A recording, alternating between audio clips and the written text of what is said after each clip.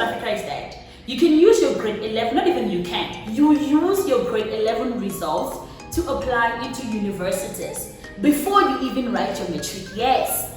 You are that someone I've been trying to meet. Hello my darlings, welcome to the YouTube channel. If you're a new, special welcome to you. If you're old, thank you so much for coming back. My name is Geraldine Ngibu Djetkeu, aka Thandiwe. I think I'm warming up to that name and I'm loving it. Yeah, I am. On this channel we do all things fake because I'm a Christian like them. We talk about adulting, we talk about lifestyle, and we do most especially life in South Africa. And on that note, today we are talking about schooling in South Africa. My darling, we're going to be trashing from the very level, from the very start up until just before university. Let's just say just because I don't want to talk about university because university is a lot to unpack. I went to university, or I attended university in South Africa. It's a lot to unpack. There's just too much going on, and I'm gonna do that on a separate video. So today we're talking all things levels before university, schooling in South Africa versus schooling in Cameroon.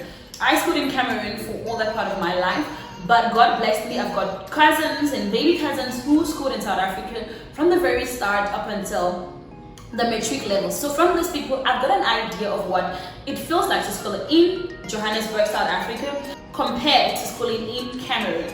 So a little FYI, whatever I'm going to be saying, it's limited to Johannesburg, okay? This is my experience from Johannesburg. If you think it applies to your area, to your province, please let me know in the comment section because I don't want some of you all coming for me, okay? Okay, so in Cameroon, personally, when I talk about Cameroon, I'm going to be talking about my personal experience, okay? Because I schooled in Cameroon. I did start school in Cameroon at the age of 2 years. I went to nursery school at 2 years old. So I went to nursery 1 and nursery 2. So I was in nursery school for 2 years. And in nursery school, I think we did used to have assessment. You know, we were mostly doing the colorings and the shapings of numbers and letters. And they used to give us homework where you go to the house and they'll give you something, you've got to do it and come back with it. And then they'll have to mark it. So there was always some form of assessment going on, you know, at those levels. That's what I know of. So I did nursery school for 2 years, and yes, I was assessed in nursery school to see if I was deemed fit to go to primary school. And so, I mean, being the sense girl or mother, premature child that I am, who was sense, I passed nursery school very well, exceedingly well so, and I went to primary school. And because I was already from nursery school, I did not go to class 1. So primary school starts in class 1. So I just moved on to class 2.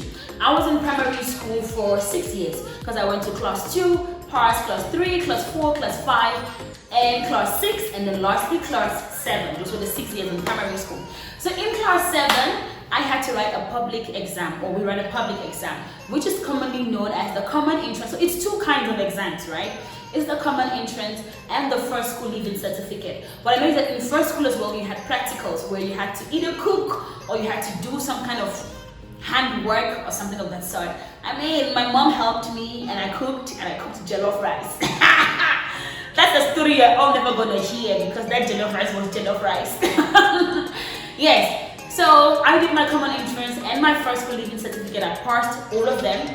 And these exams, these are not like your normal school exams, your class exams. These are public exams where you go and write in another school, or you go and write in a different environment. You're not writing in your school, you write in another school. But the beauty about that, prior to those exams, when you're in class 7, you've got something like the pre-mock where you prepare, or they take you through that experience before you go to a higher level, because I mean you're going to be representing your school, right?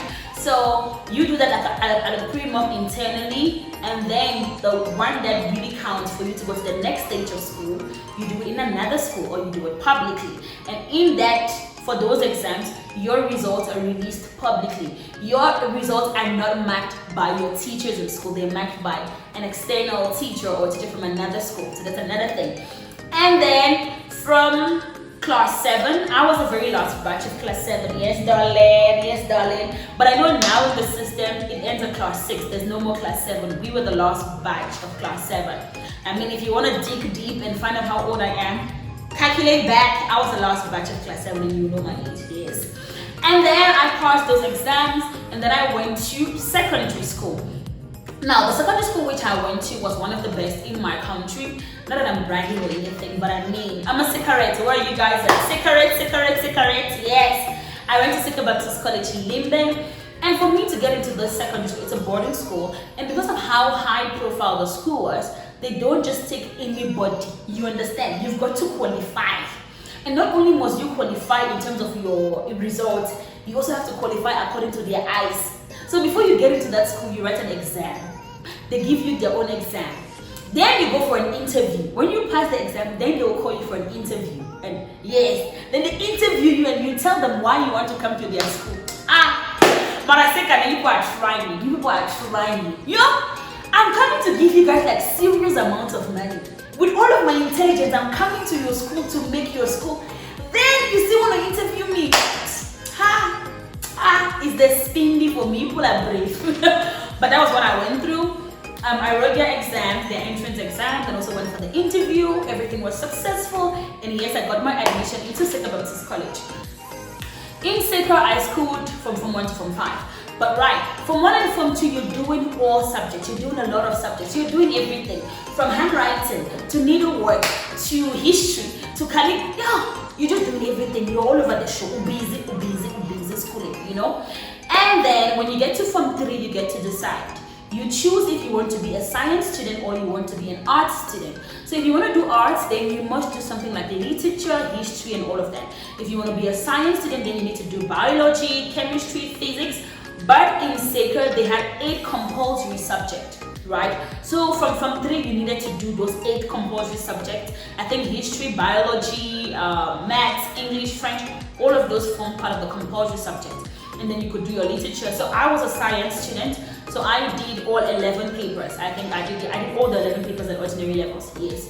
So from 3, from 4, from 5, you're studying towards your GCE, ordinary levels. And in Form 5, then you write your GCE ordinary levels. That is where you write another public exam. It's another public exam in a way that you could not even write in your school. For us, remember, all public exams, you could end up writing in another school. Or if your school is a center according to the GCE board, then you can write in your school. So Sika Baptist College is a GCE center, so we were allowed to write in our school. But other kids from other schools were coming to also write in our school. So I wrote the GCE ordinary levels. It's a public exam, yes, and I passed all my 11 papers. I think for you to go to high school, then you need at least 4 papers, or you need to pass in 4 subjects. And according to GCE, they had 3 letters of the alphabet, which is A, B, and C. A means you've got 3 points, B you have 2 points, and C you've got 1 point. So at least to go to high school, you need 4 papers, 4 points. So you need at least 4 C's. If you don't have 4 C's, all of those things, you've got to go back and repeat. Your Thandiwe girl of too much things, I passed. I went to high school, but I did not go back to my secondary school. I went to another school. So I went to Baptist Boya. In high school, where I did my lowest and opposite. Also in high school, you need to decide if you're doing sciences or arts. So if you were doing sciences, you continue, but then you could break down to decide what exactly you want to do. But I did all 5 subjects, biology, chemistry, physics, math, and further mathematics. So I did those 5 subjects in high school, and 2 years in high school. After your opposite, you get to also write your GCE advanced level. GCE means Government Certificate of Examination, as I say there. So, and for you to pass that and go to university, you need at least 2 papers, right? The maximum you could write is 5 papers, but you need at least 2 papers. And at the advanced level, they had 5 letters for points. So they had A, B, C, D, E. So A is 5 points, B is 4 points, C is 3 points, D is 2 points, E is 1 point. So some professional universities can take 2 papers, 2 points. So it just depends which one you go to. So at advanced level, I got all my 5 papers, yes, good points, because yes. And then you can go to university. So that is a schooling system in Cameroon, sorry. And so from all of that, if you calculate, you would see that I literally spent about 15 to 16 years of schooling before I could go to university. That is like intense, like you're getting exams, you're getting tests, you're getting assessment in all 16 years of your life. Like that was really hectic. I don't want to say Cameroon education system is slavery. It is very good because when I came to South Africa, I had an upper advantage in the university, but that also put me under a lot of pressure where I was not allowed to fail. filling was not optional for Miko University. And some things were different, you know. Yes, South African system is not so high, but they also have things which are different from the Cameroon system. So that was a little bit of a struggle. But because I've been studying for 16 years, you know, I just have to continue studying. Now, let's get into South African system of schooling. What I know is that in South Africa, there's something they call creche. I know creche is a place where parents take their kids when they go to work. Like I said, Johannesburg is a very busy area where people come to work. So a lot of people, yes, when they have babies, they still need to go to work and provide for these kids, right? So they will take these kids and drop them off at the creche. A creche is not really like an educational body. It's just a place where you can keep your kids there for them to take care of the kids. I know that some people are not professionally trained, and some people, yes, are professionally trained at the creche, where for some of them, they teach them how to write, they teach them how to talk, you know, all of those little things that enhances a child's knowledge. But for all of that level, I don't think they give them exams or any form of assessment, you know. You just go there, you play, you dance, you sing, you come back. Proper schooling in South Africa, what I know, starts at the age of 6. Yes, schooling starts in South Africa at 6 years old. That's when you go to grade 1. But also there's something called grade R. But what I also know is that prior to grade 1, you need to have some form of education. You need to know certain things. Maybe you need to know how to count or a couple of things before you can go to grade 1. But basically from the age of 6, you can start proper schooling at grade 1. Then you go from grade 1 up until grade 7. Right? I think for all of those ones, you don't write public exams. You just have your normal class exams and all of that to go to the next class. And then I know grade 8 to 12, it's high school. Now, in South Africa, grade 12 is where they write their national certificate. I think they call it national certificate, or they call it matric. Yes, they do matric.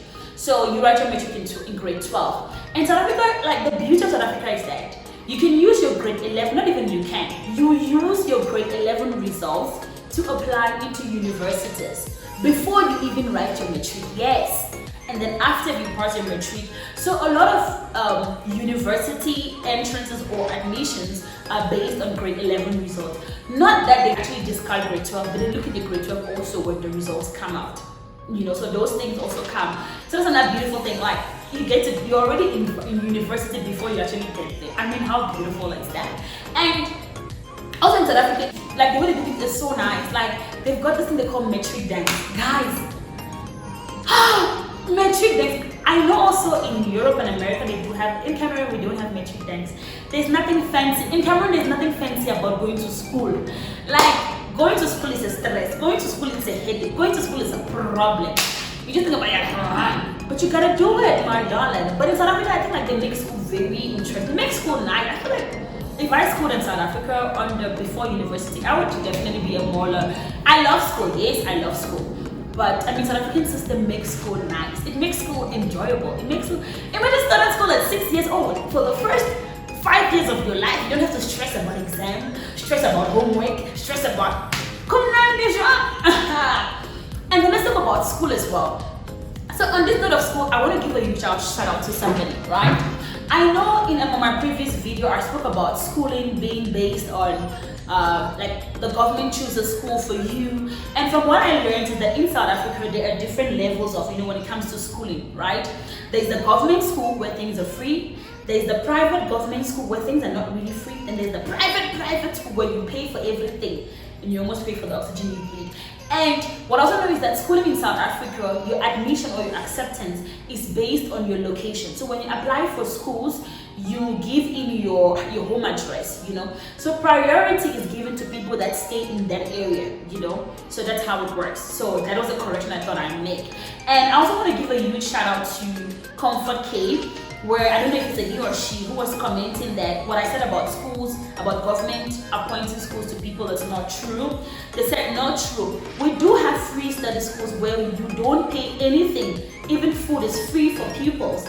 And then Christabel also said that, and free transport school buses where I live. Yes, I also know about like schools, because even at university people used to get food for free. I'll tell you guys all about that when I do university or part.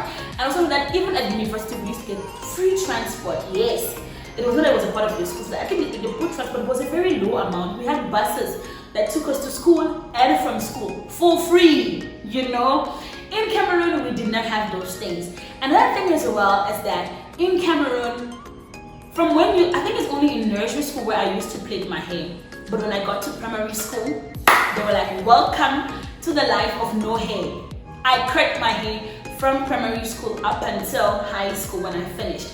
And you know, for us, it was such a big hype having to go to university, because you know at university you will keep your hair, you will plait your hair however you want, whatever color you want, because you've been deprived of that for how many years of your life? Almost all of your life. Yeah.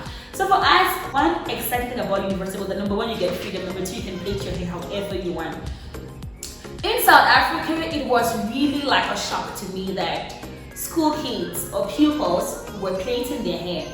I mean, people could plait like braids, people could plait cornrows, but what I know is that you're not allowed to plait any color. You stick to black. You only plait black hair pieces color or black hair.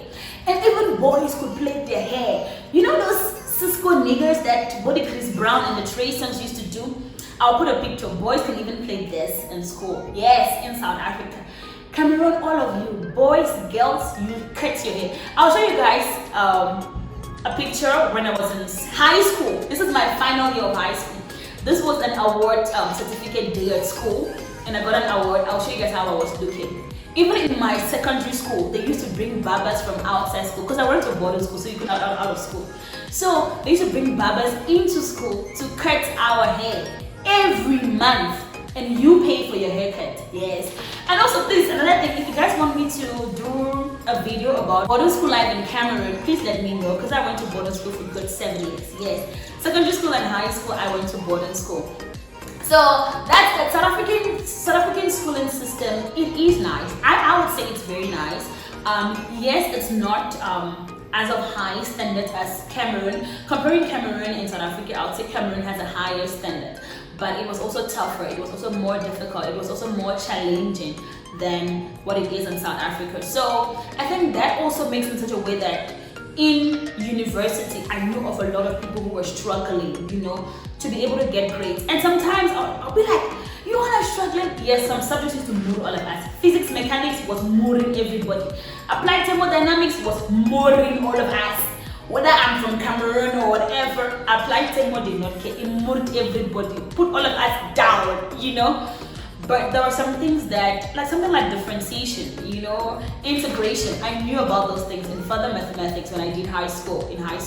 So I had advantage, yes, nonetheless, but yeah, and that's it also. So just to say that was the difference between schooling in Cameroon and South Africa, you know.